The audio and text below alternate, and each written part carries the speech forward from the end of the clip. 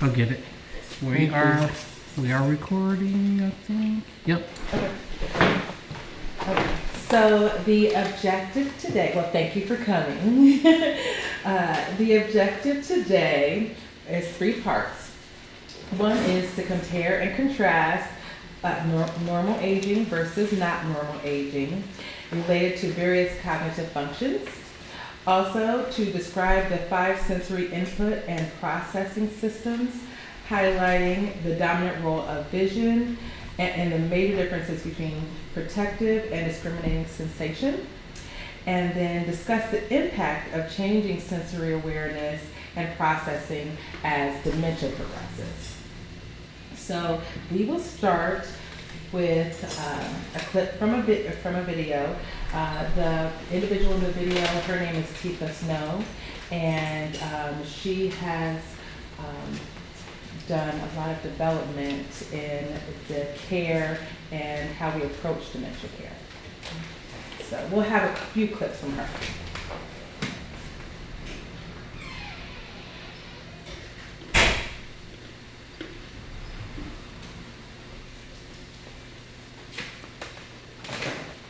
What we're going to talk about now is the difference between normal aging and not normal aging. Now understand, I did not say dementia, I just said normal aging, not normal aging, because one of our big misconceptions in this country is that if it's not normal aging, it's going to be dementia. And that's not true.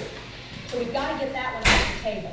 So what I'm going to do very quickly is give you 2 quick little role plays that are going to take you through normal versus not normal. So I'll do normal first. I'm in the living room, and I've been watching a TV program, and the program finishes, and I decide, you know what, I'm thirsty. I think I'm going to go make a pot of coffee. And I head toward the kitchen to make coffee. But before I get all the way in the kitchen, the telephone rings. And so I answer the telephone. Hello? Oh, hey, sweetheart. How have you been? Well, yes, of course I know who it is. It's, right on the tip of my tongue, starts with B. Betty, of course it's Betty. Sorry. Recognized your voice right away, just couldn't think of your name. Yeah, see you in a moment. Huh? What? Oh, no, I'd love to get together. Oh, today? Okay, what? At 2? This afternoon? All right. Oh, at the mall. Okay, well, which end? Mason. Oh, that's where J.C. Penney's was, right? They moved out and then I know where you're talking about. Absolutely. The menswear, is that the same? Yep, I know where to be. 2 o'clock, I'll be there. Wait right beside the door. I'll be waiting right beside the door. It's supposed to be a little chilly setting. Yeah. Huh? What? Oh, they opened a new chocolate store. Oh. Wait. You know me. You know what I'm gonna get. I'll get caramels. I always get caramels. You're gonna get. I know you like the white cookie stuff in the chocolate. Yes, coconut, of course. That's you. Huh? Oh, no, I'll be happy to call and see if Margaret wants to come. That'd be great. Yeah. Oh, vacation pictures? Oh, yeah, I'll bring it. Wait till you see yourself in that bathing suit. Oh, I was just kidding. Just teasing you. You know how I am. Such a teaser. With that, I'm not going to say it because you sure did. Huh? What? No, I didn't say anything. I was just talking to myself. Writing a note. All right, sweetheart. Well, I'll see you then. Love you. Okay. Bye-bye.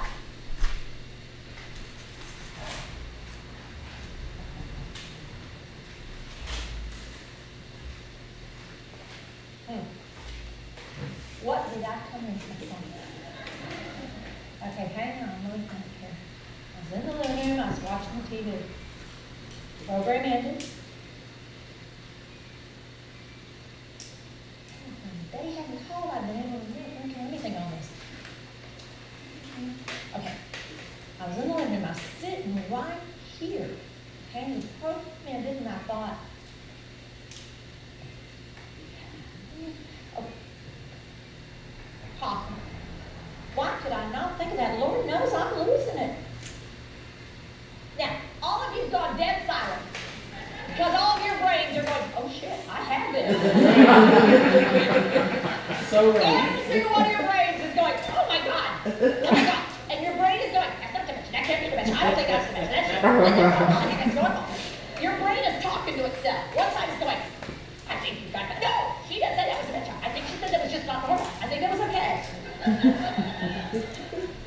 That happens every single time. The room gets dead silent. Because if you just think old people are worried about this crap, no, we're all concerned. Because you're going, I think I've done that. Okay, I that's did that that's yesterday. important. I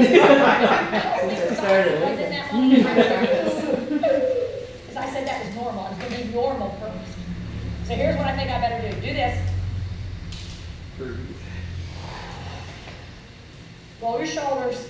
I think we better do it one more time. You need to let it go. Breathe out all the way because you guys are going. And by the end, your brain's going, shit, oh my God, you got it. You got it. It's not stress. I told you it was just stress. I told you it was just. Especially when I had to come back and sit in the chair. You're going, oh my God. So.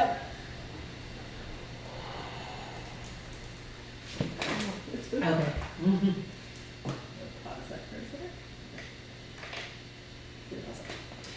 All right, so has something like this ever happened to you? Sure. At least 100 times a day. Okay, have you ever noticed it happening to someone else? Yeah.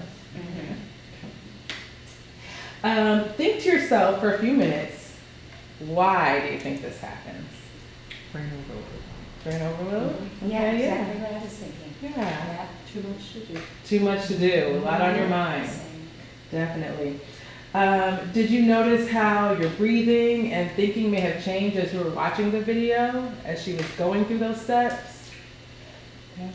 And what seemed funny to you, or maybe like could make you feel a little anxious or invoke some anxiety? The real life of it. Yeah. It happens. Yeah. What do you do with it?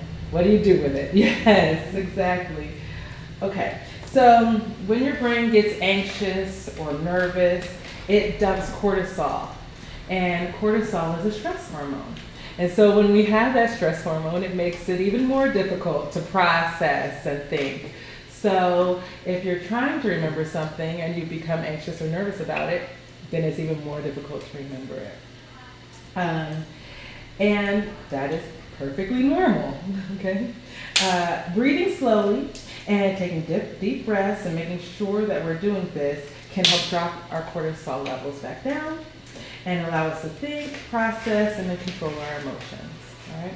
So at this time, let us all just together take a deep breath in and breathe out. I didn't know it was going to be doing yoga. And a deep breath in. And a deep breath out. All right. Okay, so we're going to dive a little bit deeper. In this little section, Tifa is going to kind of act out some things, give motions to some of her words, and I ask that we all do that with her.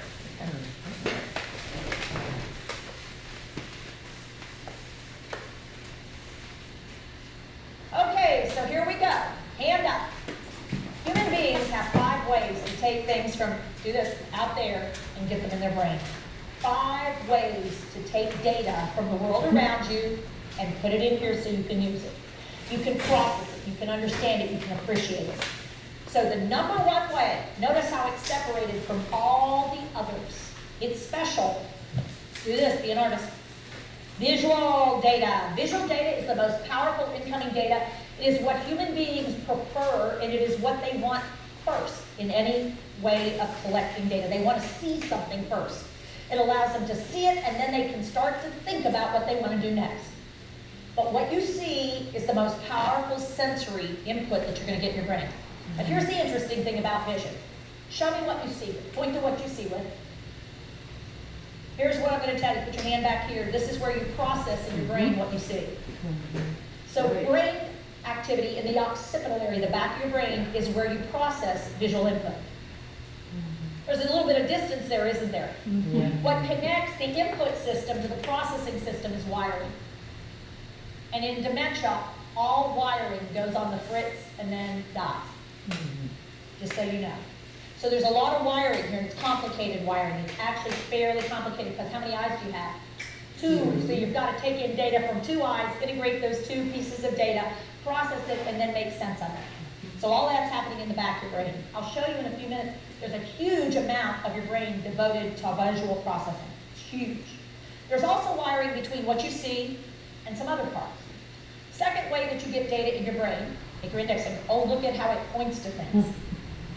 What you hear, auditory incoming. Auditory data is the second most important way that human beings get data into their brain. Auditory. But if you hear a sound off to the side, what will you immediately do? Look, because this is primary. This just alerts you to go look and see what it is you want to see. So when it comes to dementia, visual then auditory. People with dementia pay more attention and are getting more value out of what they see than what they hear. This is secondary, this is primary. Guess what caregivers like to do a lot though? Do this. Y'all love to run your mouth.